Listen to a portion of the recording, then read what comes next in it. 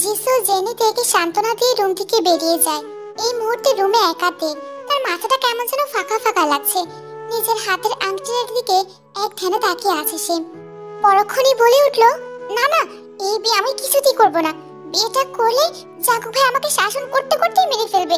যে মানুষটার জ্বালায় বিয়ের আগে আমি অতিষ্ঠ, যে মানুষটা এখনই আমাকে স্বাধীনভাবে বাঁচতে দেয় না, বিয়ের পরে সে যে আমাকে ঘরবন্দি করে রাখবে না তার কোনো গ্যারান্টি নেই। এসব আকাশ পাতাল ভেবে কিশোরী বয়সের চরম ভুলটা সেদিন করে বসেতে সেই রাতেই বাড়ি থেকে পালিয়ে যায় সে। মেঝেতে উল্টো হয়ে শুয়ে আছে জাঙ্কুক, বুকের উপরে তের একটি ছবি। তে চলে গিয়েছে আজ প্রায় 3 মাস। এই 3 মাসে দুইবার তের খোঁজ পেয়েছিল জাঙ্কুক, কিন্তু তে দুইবারই জাঙ্কুক তাকে খুঁজে পাওয়ার আগেই পালিয়েছে। তেকে হারিয়ে জাঙ্কুক অনেকটা পাগল প্রায়। তার কোনো কিছু এখন আর ভালো লাগে না, আগের মতো গোছানো না। বেশিরভাগ সময়ই অন্ধকার রুমটাতে শুয়ে বসে থাকে সে। একের পর এক সিগারেটের ধোঁয়া ওড়ায় সে, ঠিক মতো অফিসেও যায় না। তেকে হারিয়ে জাঙ্কুকের জীবনটা যেন প্রাণহীন হয়ে গিয়েছে। পরিবারের সবাই তের পাশাপাশি জাঙ্কুকে নিয়েও দুশ্চিন্তায়। পালিয়ে যাওয়ার পরে পরিবারের কারোর সাথেই যোগাযোগ রাখেনি তে। তবে পরিবারের সবার ধারণা জাঙ্কুক একদিন ঠিক তেকে ফিরে নিয়ে আসবে। সন্ধ্যার দিকে হঠাৎ জাঙ্কুকের ফোনটা বেজে ওঠে।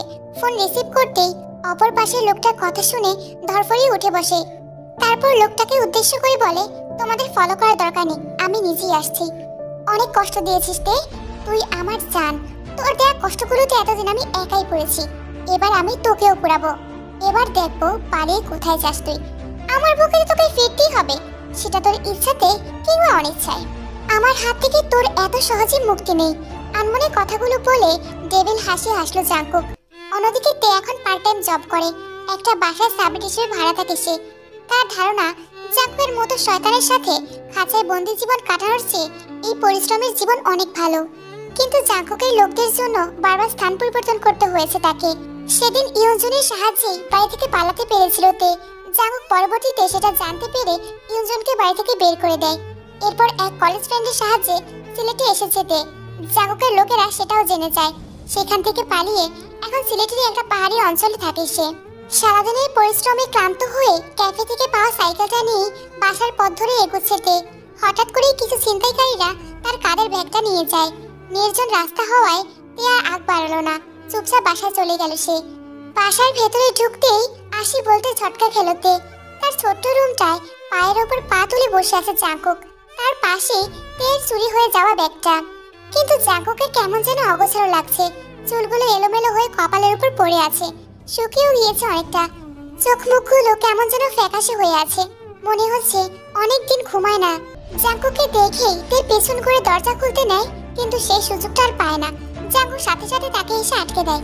কি ভেবেছিলি এত সহজে আমার কাছ থেকে পালিয়ে যাবি? আর সেটা আমি চেয়ে দেখবো? পুরো পৃথিবী তছনছ করে হলেও আমি তোকে খুঁজে বের করতাম। আর সেখানে তুই তো দেশের মধ্যেই ছিলি। কি করে ভাবলি তুই আমি তোকে এত সহজে মুক্তি দিয়ে দিব? লিসেন, তুই শুধু আমার জান। তুই বুঝলি তুই আমার কি হস? আর জানটাই যদি না থাকে তাহলে আমি কিভাবে বাঁচি বলতো? তের সামনে দাঁড়িয়ে দেয়ালের উপর হাত রেখে কথাটা বলল জাঙ্কুক। তারপর আবারও বলল, এতদিনে হয়তো বাইরের জগৎ সম্পর্কে বেশ ভালোভাবে ধারণা হয়ে গিয়েছে, এবার বাড়ি চল। শান্ত গলায় কথাটা বলেই তের হাত ধরে সামনের দিকে এগোতে লাগলো জাঙ্কুক। তৎক্ষণাৎ একটা ঝটকা দিয়ে জাঙ্কুকের হাত থেকে নিজের হাতটা ছাড়িয়ে নেয় তে। কি ভাবেনটা কি নিজেকে? আপনি যা বলবেন তাই হবে? আপনার এসব হুকুম চালিয়ে আমার একদম সহ্য হয় না। আপনি এসব পাগলামি সহ্য করতে না পেরে নিজের পরিবারের সবাইকে ফেলে এতটা দূরে এসেছি আমি, তারপরও আপনি আমার পিছু আসছেন না কেন? কেন কুকুরের মতো আমার পিছনে লেগে আছেন? এক প্রকার চিল্লিয়ে কথাগুলো বলল তে। তের কথাগুলো শুনে নিজেকে কন্ট্রোল করতে না পেরে জাঙ্কুক তৎক্ষণাৎ নিজের সর্বশক্তি দিয়ে তেকে একটা থাপ্পড় মেরে দেয়। থাপ্পড়টা এতই জোরে ছিল যে তে সঙ্গে সঙ্গে জাঙ্কুকের বুকের উপর ঢলে পড়ে।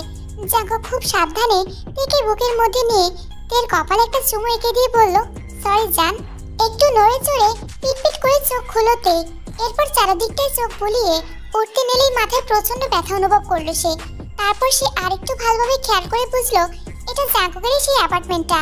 বেড সাইডের দেয়ালে এখনো তার সুন্দর হাস্যোজ্জ্বল ছবিটা ঝুলানো আছে। পরক্ষণেই সব ঘটনা মনে পড়ে গেল তার। রাগে রিরি করে উঠল তার মাথাটা।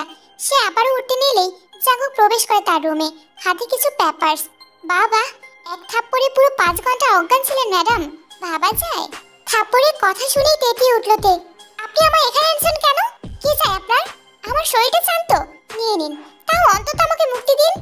জাঙ্কুক শান্ত গলায় বলল, আমি তোকে ভালোবাসিতে, আমি তোর সাথে সারাটা জীবন থাকতে চাই। আমি চাই সারাটা জীবন তুই আমার পাশে এভাবেই থাকিস। কিন্তু আমি চাই না আপনার মতো একটা শয়তানের সাথে আমি কিছুতেই থাকবো না। তুই কি চাস কিংবা না চাস সেটা আমার দেখার বিষয় নয়। ধর সাইন কর। কথাটা বলেই নিজের হাতের পেপারসগুলো তের দিকে এগিয়ে দেয় জাঙ্কুক। কিসের পেপারস এগুলো? Marriage registry papers. কথাটা শুনে ছিটকে দূরে সরে গেল তে। অসম্ভব, আমি যদি কিছুতেই সাইন করব না। সাইন তো তোকে করতেই হবে। কথাটা বলে জাঙ্কুক তের হাতটা ধরে সামনে নিয়ে আসে। এভাবেই তাদের মধ্যে অনেকক্ষণ দস্তাদস্তি হতে থাকে, কিন্তু তে কিছুতেই সাইন করবে না। এক পর্যায়ে জাঙ্কুক নিজের রাগ কন্ট্রোল করতে না পেরে নিজের বেল্ট খুলে তেকে মারতে লাগলো। তে এবার সহ্য করতে না পেরে বলে উঠলো, প্লিজ ভাইয়া থামুন, আর পারছি না। তাহলে বল, তুই আমার সাথে থাকবি? বল বলছি। তে কান্না করতে করতে বলল, হ্যাঁ হ্যাঁ, আমি আপনার সাথেই থাকবো, কোথাও যাব না, প্লিজ আমাকে মারবেন না। তে কথাটা বলার সাথে সাথেই হাত থেকে বেল্ট ফেলে দিল জাঙ্কুক। তারপর শক্ত করে থেকে বুকে জড়িয়ে নিল। তে থরথর করে কাঁপছে। সরি জান, আমি এতটা কঠোর হতে চাই না। তুই জানিস তোকে ছাড়া আমার প্রতিটা দিন কতটা কষ্টে কেটেছে, কতগুলো দিন নির্ঘুম কেটেছে আমার তোকে ছাড়া। তোকে ছাড়া ভালো ছিলাম না, কোনোদিন থাকবো না। আমার যত পাগলামি সবটাই তোকে ঘিরে। কেন বুঝিস না তুই? তুই কেন আমার কঠোরতার মাঝে ভালোবাসা খুঁজে পাস না? তুই এখনো জাঙ্কুকের বুকের মধ্যে গুটিসুটি মেরে বসে আছে। রাত 10টা। এক বাটি স্যুপ নিয়ে রুমে ঢুকলো জাঙ্কুক। রুমের লাইট জ্বালাতেই দেখলো তে কাঁপছে। জাঙ্কুক কাছে গিয়ে তের কপালে হাত রাখলো। হ্যাঁ, প্রচন্ড জ্বর এসেছে তার। জাঙ্কুক তের মাথাটা তুলে সুপার ওষুধ খাইয়ে দিল। জাঙ্কুক গিয়ে তের পাশে শুয়ে পড়লো। তারপর তেকে নিজের বুকের সাথে চেপে ধরে। কিন্তু এদিকে জাঙ্কুকের অবস্থা নাজেহাল। এসি অফ, তার উপর দুইটা কম্বলের মাঝে তেকে আষ্টে পিষ্টে জড়িয়ে ধরে আছে। গরমে হাঁসফাঁস লাগছে তার। কিন্তু তেকে এতটা কাছে পাওয়ায় এতটুকু কষ্ট গায়ে মাখলো না জাঙ্কুক। ওভাবেই তেকে বুকে জড়িয়ে নিয়ে ঘুমিয়ে গেল সে।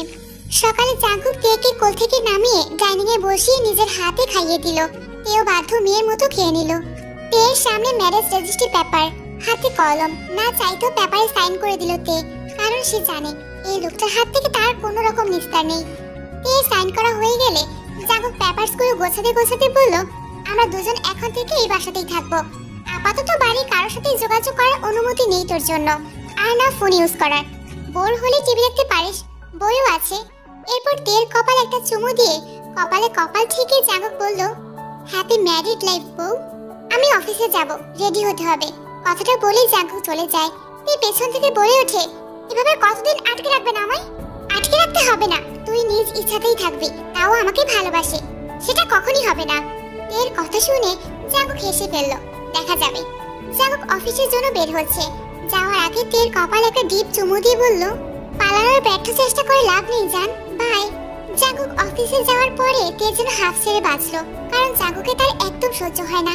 সে এদিক ওদিক তাকালো, তারপর সিদ্ধান্ত নিল পুরো অ্যাপার্টমেন্টটা ঘুরে দেখবে। যেই ভাবা সেই কাজ, এদিক সেদিক ঘুরে দেখতে লাগলো সে।